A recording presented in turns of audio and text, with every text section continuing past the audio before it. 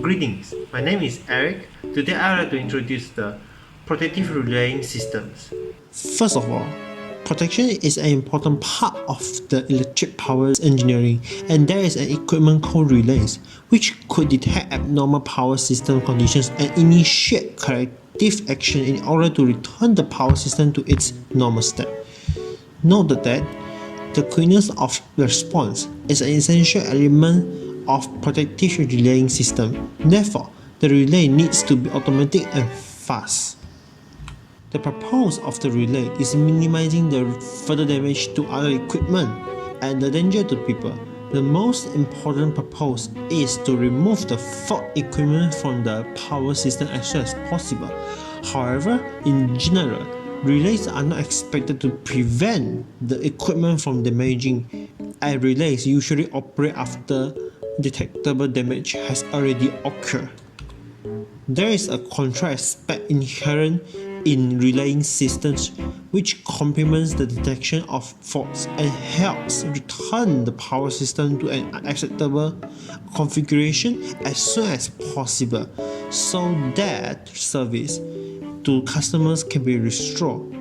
It is important to constantly monitor the power and the protective systems in order to analyze operations for correct performance and to rectify errors in design, application, or settings.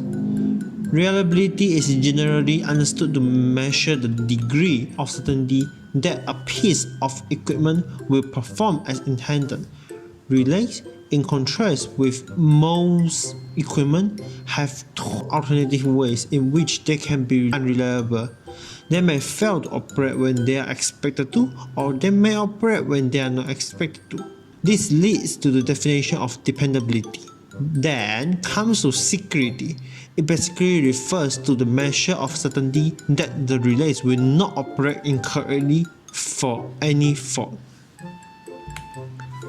Relays have inputs from several current transformers, CTs, and the zone of protection is bounded by these CTs, while the CTs provide the ability to detect a fault inside the zone.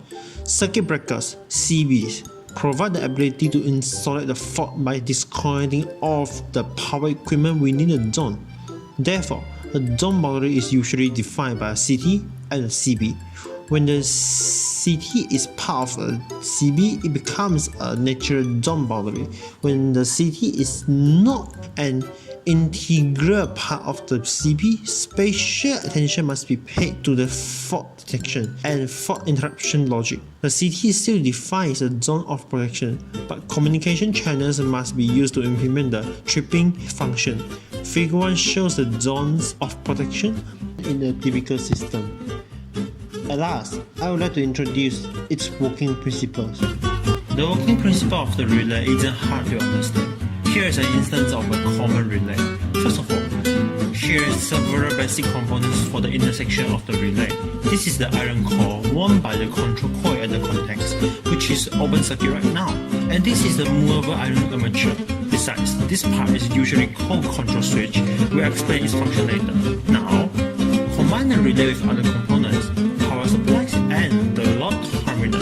When the coil current is switched off, there is a force pulls the movable armature back to its original position.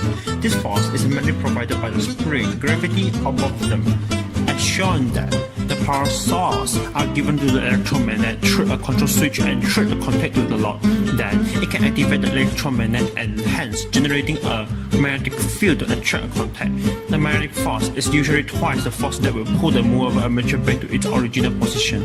As shown in here, the circuit will be shorted and the light bulb will be lighted up. In the end, thank you so much for watching this YouTube video.